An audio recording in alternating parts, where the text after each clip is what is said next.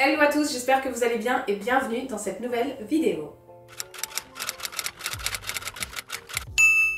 Aujourd'hui on se retrouve pour une vidéo absolument pas originale parce que va peut-être falloir que j'innove à un moment parce que c'est plus possible de faire des book hauls à tour de bras, c'est plus possible pour mon porte-monnaie, mon portefeuille j'allais dire c'est la même chose, c'est plus possible pour vous, c'est plus possible pour mes bibliothèques, c'est plus possible pour ma non-capacité à lire en ce moment.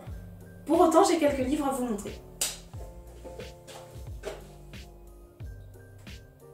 Ça va. Bon, j'ai acheté des livres. Pour changer, j'en ai pas... Si, j'en ai beaucoup. J'en ai 1, 2, 3, 4, 5, 6, 7, 8, 9, dont un qu'on m'a prêté et un que j'ai reçu. J'en ai quand même acheté 7. On les prend comme d'habitude dans l'ordre de la pile. Je vous enverrai pas un résumé énorme parce que je les ai pas lus et je me rappelle pas. Mais je vous montre un petit peu ce qu'il y a et vous n'hésitez pas en commentaire comme d'habitude à me dire ce que vous en pensez et s'il y en a certains que vous avez déjà lus. Premier livre que j'attrape, moi je vais toujours dans le rayon éco-lecture chez Gigi. Quand je dis chez Gigi, c'est chez Gilbert Joseph, j'ai galéré à parler là. C'est le rayon éco-lecture, tout en haut c'est des livres à genre 1€, 50 centimes, 20 centimes, 2€. Ça me gêne pas du tout de chez pas du tout les livres d'occasion, au contraire je préfère. Donc j'en ai acheté pas mal. J'en ai acheté 3, 4 dans ce rayon là. Le premier c'est Je crise climatique, la planète, ma chaudière et moi. C'est de Jade Lindgaard, j'espère que ça se dit comme ça. C'est chez les éditions La Découverte. Vous êtes assez loin, j'espère que vous voyez bien. Ici on est vraiment typiquement sur un livre sur l'écologie, sur la planète, sur l'écologie. On est sur un livre où c'est une enquête à la première personne sur notre rapport à tout ce qui est en rapport avec la planète. On suit une personne qui est née en 1973 à travers le premier choc pétrolier. On va y arriver à parler, je ne sais pas. C'est une catastrophe. Entreprenant un voyage original dans nos imaginaires, celui de l'automobile, de l'avion, d'internet et du supermarché, Jade est partie explorer notre amour de la chaleur et notre goût pour la vitesse et les destinations lointaines. Donc je suis très curieuse de voir un petit peu comment elle va aborder ces sujets-là vis-à-vis de la planète, vis-à-vis de l'écologie. C'est écrit relativement gros, ça va. On est sur un... Oh, on n'est pas sur un livre énorme, on est sur un livre qui est très référencé, qui a énormément de sources et de notes de bas de page. 220 pages. En vrai, ça va. 220 pages et il est sorti quand? 2014. Il est vieux mais il n'est pas extrêmement vieux, donc ça peut le faire. Ensuite, certains vont aimer, d'autres pas du tout. J'ai pris Brigitte Bardot, Initial bébé. Les mémoires de Brigitte Bardot, c'est chez Grasset. J'avais lu il y a 6 ou 7 ans, peut-être 6 ans, quelque chose comme ça. L'arme de combat, je crois que ça s'appelait, de Brigitte Bardot. Justement, on la suivait, on suivait un petit peu son personnage quand elle est devenue star et surtout son rapport avec les animaux, avec la fondation Brigitte Bardot qu'elle a créée, son rapport avec toute la biodiversité et compagnie. Et là, on est vraiment sur les mémoires même de Brigitte Bardot, donc plus sur la femme qu'elle était. C'est très controversé, on est d'accord, par rapport à tout ce qui s'est passé. Pour autant, je suis très curieuse parce que j'avais vraiment adoré l'arme de combat. Peut-être que c'était parce qu'il y avait le côté vraiment la création de son refuge. Vraiment, on voyait comment elle avait créé la chose, pourquoi elle avait créé la chose, comment étaient les animaux, sous quelles conditions à travers le refuge, tous ceux qu'elle avait sauvés, etc. Donc c'était vraiment chouette. Et je me suis dit, comme je l'ai trouvé à 50 centimes, que pourquoi pas, moi c'est quelque chose que je pense que je peux aimer. À voir, parce que si c'est très lourd et que c'est vraiment que sur elle, vous voyez, il y a quand même les animaux et des sauvetages, donc je pense que ça va me plaire. Donc voilà, deuxième livre sur Brigitte Bardot. Petite obsession Brigitte Bardot, je ne sais pas. Ensuite, on reste dans les personnages et dans les biographies. Je suis pas sûre que ce soit une biographie, je vous dis une bêtise, mais pour autant, c'est Elon Musk, l'homme qui va changer le monde, de Ashley Vance. Je sais pas si ça se dit comme ça. Chez les éditions Édito, celui-ci je l'ai trouvé à 50 centimes aussi. Et là on va suivre vraiment tout ce qui est en train de changer Elon Musk de par sa tunasse, voilà. Tout ce qui va être SpaceX, PayPal, Tesla, SolarCity, Hyperloop, tout ça. Ça va aborder de ça, franchement ça m'a l'air pas mal. Dans le New York Times il y a quand même eu une belle critique, un livre intelligent, habile, d'une savoureuse minutie. Donc franchement ça me donne pas mal envie. Et je suis très curieuse de savoir ce qu'il peut se dire sur lui. Là par contre, c'est écrit Ricky qui pousse pousse. Et c'est un peu sur du papier cigarette, donc clairement ça va être moins agréable à lire que les autres livres. Qu'est-ce que j'ai pris moi? C'est un marque-page? Ah oui, non, c'est vrai. Donc curieuse de voir ce que ça peut donner et je le prêterai à ma petite soeur parce que je sais que c'est des sujets qui l'intéressent aussi. Donc ce livre est voué à circuler. Ensuite, je suis rapide, vous voyez. J'ai pris l'Arche de Boyd Morrison, c'est chez Brajlon, collection poche. C'est la collection Thriller. C'est très très spécial, hein. Oh, le bruit, c'est qu'il n'est pas tout neuf. La jaquette comme ça, la couverture qui est coupée un peu. C'est style à l'anglaise un peu comme ça. On est ici sur un livre à 20 centimes, donc je ne me suis pas fait prier, voilà. On est sur quoi déjà? On a une ou un, je ne sais pas. Une archéologue qui mène des fouilles au Pérou et elle reçoit des infos sur la disparition de son père qui a passé sa vie à chercher l'arche de Noé et aussitôt elle comprend qu'elle est en danger.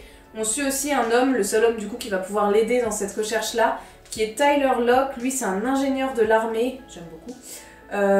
Ils vont se lancer tous les deux à côté d'un compte à rebours mortel. Ils ont que 7 jours pour retrouver la fameuse arche de Noé, l'arche sacrée. Parce que si jamais cette arche elle tombe entre de mauvaises mains, et ben il y a leur secret, je ne sais pas quel est leur secret, qui pourrait détruire l'humanité. Voilà. Et là il y avait écrit les fans de Dan Brown ou de Dr. Jones, et ben c'est un roman d'aventure qui pourrait vraiment plaire. Donc franchement je suis curieuse.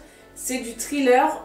Brajlon, j'ai pas l'habitude de lire du thriller chez eux. Chez Brajlon, moi j'ai plus l'habitude de lire de la fantasy, type Le Sorceleur, type Les Hauts Royaumes, Pierre Pével. Y a quoi d'autre chez Brajlon? Bref, un peu tout ça. Donc franchement, je suis curieuse de voir ce qui a pu sortir en collection thriller dans cette maison d'édition que j'aime pas mal du tout. Donc à voir. En tout cas, normalement, c'est un tome unique parce que j'ai dit que j'arrêtais d'acheter des débuts de saga alors que j'ai pas fini les miennes. Par contre Brajlon, voilà, c'est écrit tout petit, c'est très fin. Là ce petit roman nous fait presque 600 pages. Donc bon, hop, un de plus.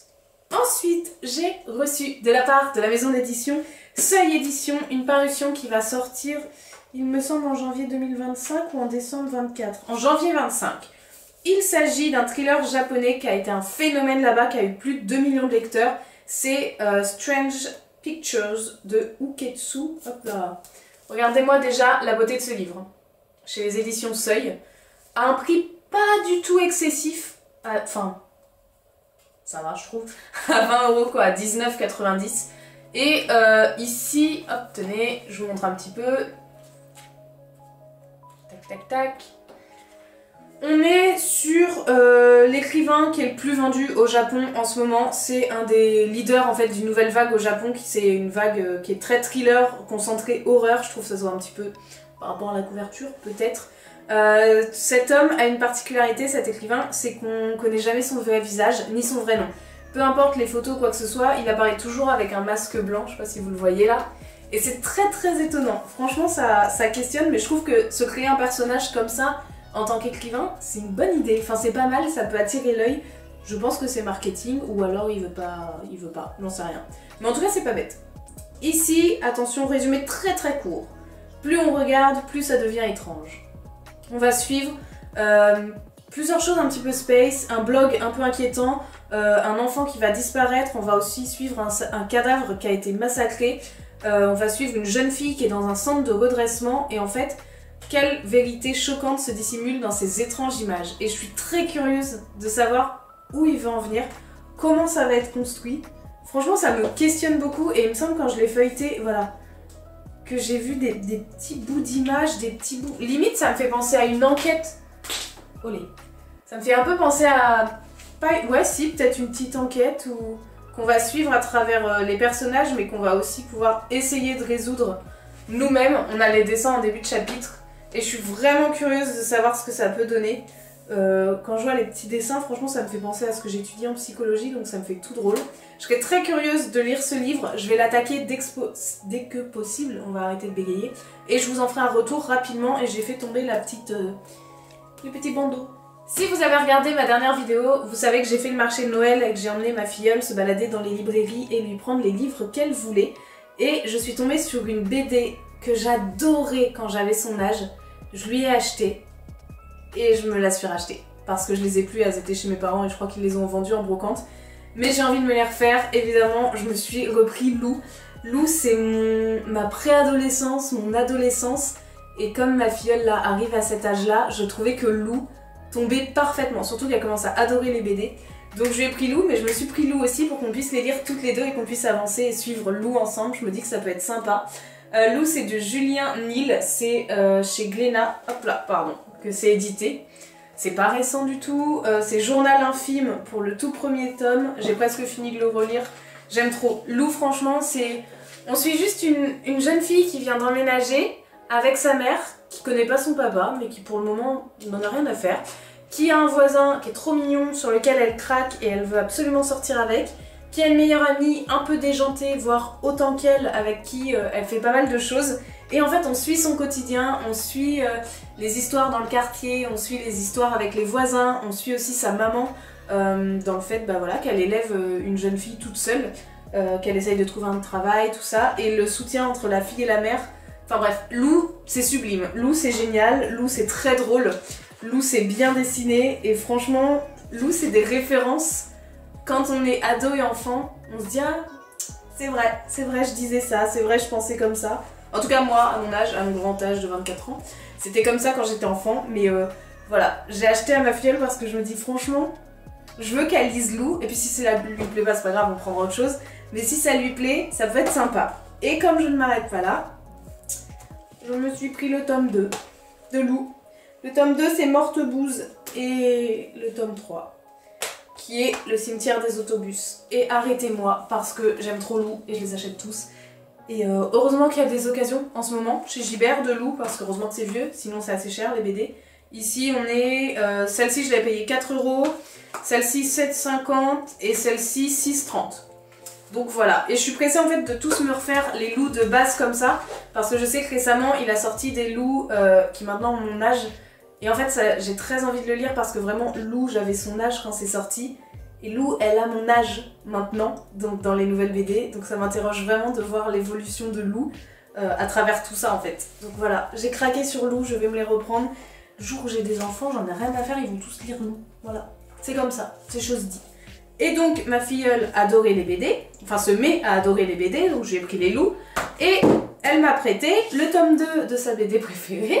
Mais en vrai j'avais bien aimé le tome 1, donc je lui ai demandé le tome 2.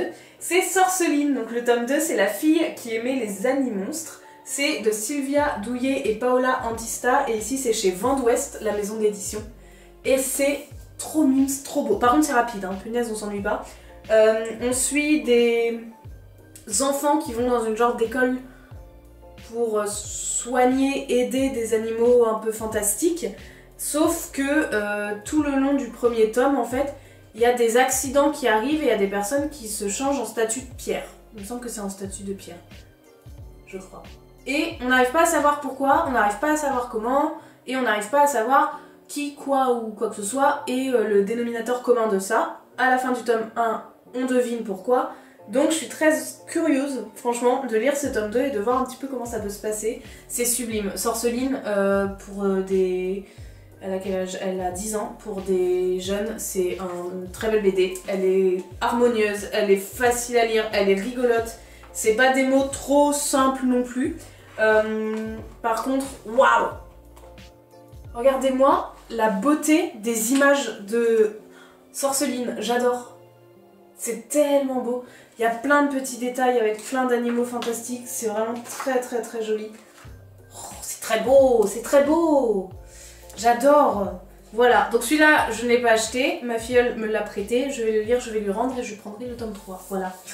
Voilà tout le monde, j'arrête cette vidéo ici. J'ai essayé d'être rapide parce que je sais que la dernière que j'ai fait, elle a duré extrêmement longtemps. Et j'ai envie de ranger les livres là parce que j'en peux plus. J'achète trop de livres. En plus je lis pas, j'arrive pas à lire en ce moment, c'est catastrophique. Faut que j'arrête d'acheter des livres, faut que j'arrête. Bref, c'est pas grave, c'est chose faite. N'hésitez pas à me dire si ça vous a plu, si vous avez lu certains livres. Est-ce que vous connaissez vous les Lou et est-ce que vous avez aimé les Lou quand vous étiez plus jeune ou à l'heure actuelle d'ailleurs. Sur ce, je vous souhaite bonne nuit, joyeux Noël, bonne fête des pères, bonne fête des mères, bon appétit et à très bientôt pour une prochaine vidéo. Ciao!